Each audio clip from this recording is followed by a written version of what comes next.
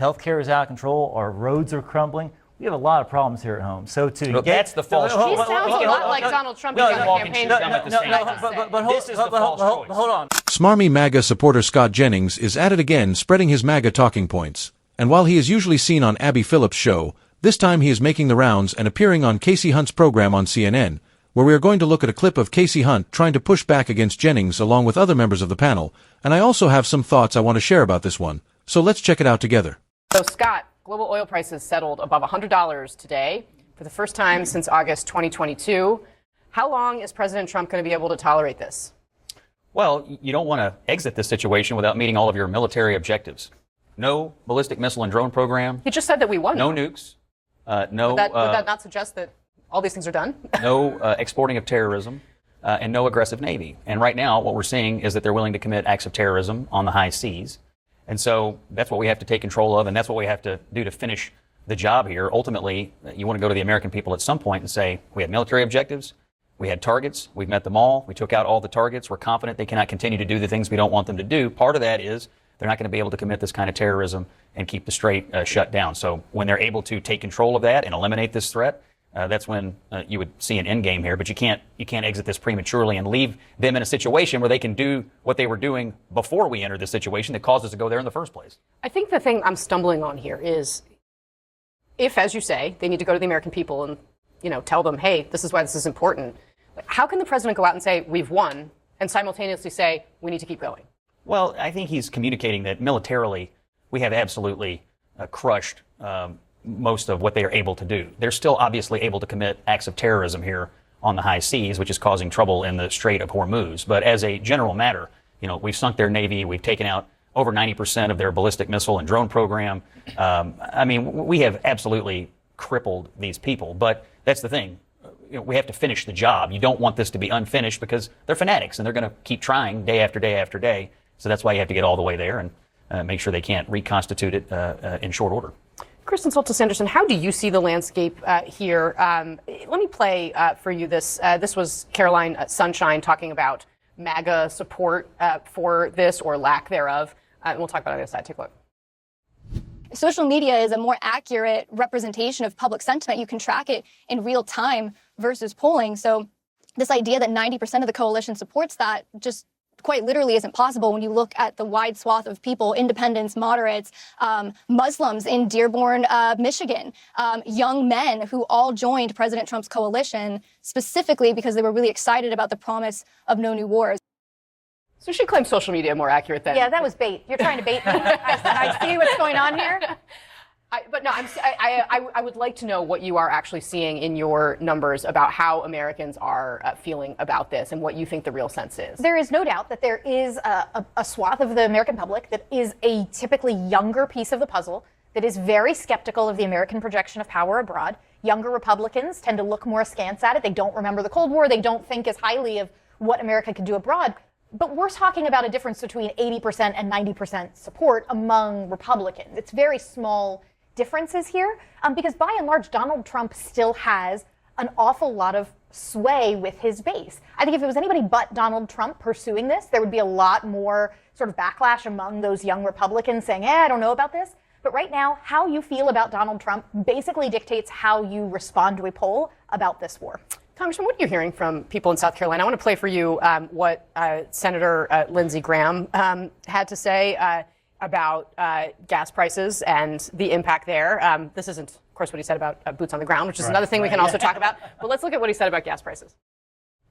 If you think gas prices are high now, give the Ayatollah a nuclear weapon to terrorize the region, to threaten the Straits of Hormuz. He will control gas prices forever, that regime would, if they had a nuclear capability. So there's that argument, but then there's the question of why now, and also whether South Carolina's sons and daughters should go to war, which he said he was going home and telling people that they needed to do. What do you find? I wouldn't send any of my kids when they're going into the Middle East for something like this. I think to say there's reluctance about this is an understatement. There's not much appetite for this at all, for a few reasons. Number one, Scott talked about success.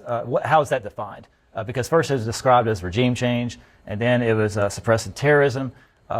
On the back end, you also have, fresh in everyone's mind, Iraq and Afghanistan and my generation who just do not want to go into a war without clear-cut objectives to which Americans don't feel directly threatened. And on top of that, the billions of dollars we're spending every single week, which ultimately could add up to trillions of dollars to our national debt, there's just a lot of reasons to kind of view this as a bad idea. And I think it's I just don't think the appetite's there. I don't think. I don't understand your vibe. We're at war with people who have been at war with the Western civilization for 47 years, and you appear to me to be, sort of cheering against American success. I hate to break it to you, but for 47 years, they have killed American troops, maimed American personnel, waged war on the civilized world. They have missiles, they have drones, and they told our own negotiators they have material for 11 nuclear bombs. Does this not seem imminent to you? This is a false choice, Scott, you push. You can be against Iran, all the terrorism they support. You can be against Maduro and toppling them. But when it comes you just don't want to do anything about it. Let me finish. But when it comes down to strapping your kids and sending them off to war and spilling their blood and adding billions and trillions of dollars to our national debt, whenever we have our problems here at home, healthcare is out of control, our roads are crumbling, we have a lot of problems here at home. So that's the false choice. He sounds a lot like Donald Trump in the campaign. Hold on. I love how Scott Jennings claims it's a false choice when Joe Cunningham is actually making a very clear and reasonable point. Because we constantly hear that the country has all these serious problems at home, yet whenever solutions are proposed the response is always the same. We can't afford Medicare for all, we can't afford tuition-free college, we can't afford high-speed rail. And America is supposedly too big or it would cost too much money, but somehow there is always a blank check available for war, and then people like Scott Jennings step in to argue that we can walk and chew gum at the same time, even though the same MAGA voices are usually the ones insisting that social programs are impossible or too expensive. Because if there were no war and someone like Joe Cunningham or any other reasonable person suggested taking the billions normally spent on military operations and investing that money in improving people's lives at home, the immediate response from MAGA commentators would be to label it socialism and say it can't be done, which is why it ends up being a blank check for war every time, while even small investments aimed at helping ordinary Americans are treated as unacceptable. But there's more to the discussion, so let's hear what they say next. Hold on.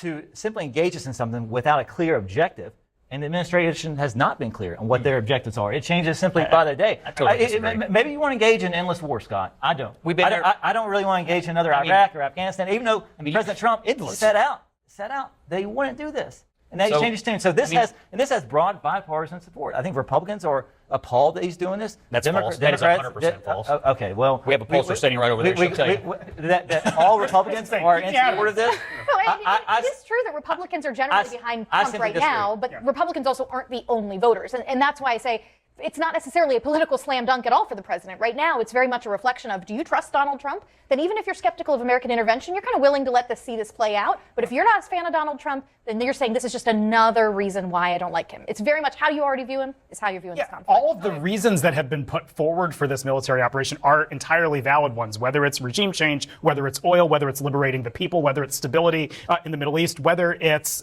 preventing terrorism worldwide. They're all entirely valid. The problem is that the administration has shifted its definition, or at least its explanation, multiple times out of the president's mouth and other people. And I think that level of uncertainty is what's making people pretty uncomfortable. I think this might be the third time I've said this on the air in the last week. What if you're explaining your losing? And wait, Kasie, you say you want explanations, but then when you get explanations, you say that's losing. It's been clear.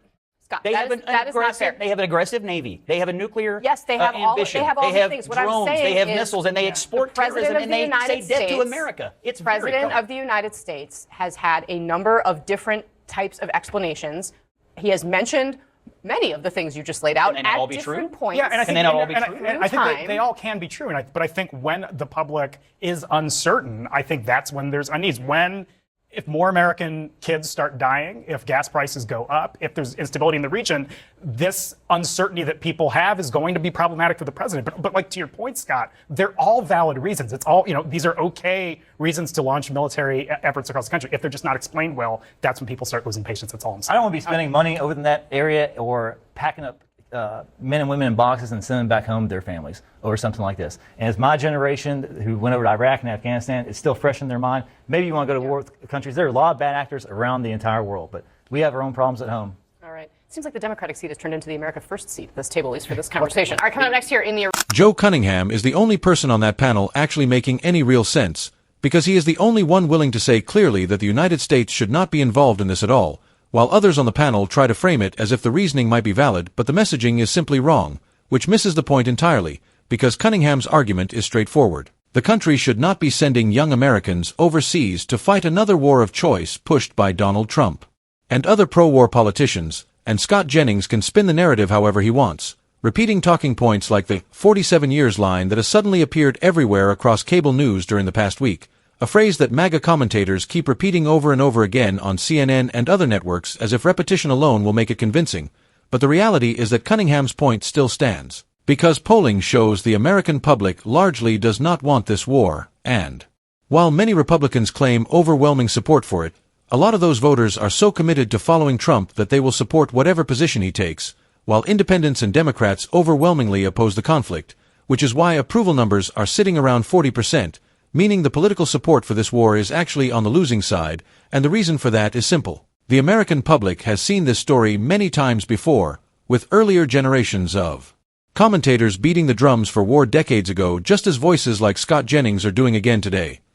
And the reality is that the American people simply do not want this war, no matter how it is explained or how commentators like Scott Jennings try to spin it on shows like Kasie Hunt's program, because the public has seen this story too many times before. And my hope is that Democrats recognize that and push back strongly so they can actually connect with voters heading into the midterm elections, but my biggest concern is that they will not do that and instead fall into the same pattern we saw during this debate, where the message becomes something like, yes, the war might be justified, yes, Iran is bad, yes, there are threats, but the administration handled it the wrong way, and that kind of messaging completely misses the point, because the stronger and clearer message would be that the United States should not be wasting billions or trillions of dollars on another war of choice and should not be sending young Americans into another conflict overseas, and that is the kind of position Democrats should be communicating clearly if they want to reflect what many voters actually believe, which is why voices like Joe Cunningham come across as more grounded and reasonable compared to partisan commentators like Scott Jennings.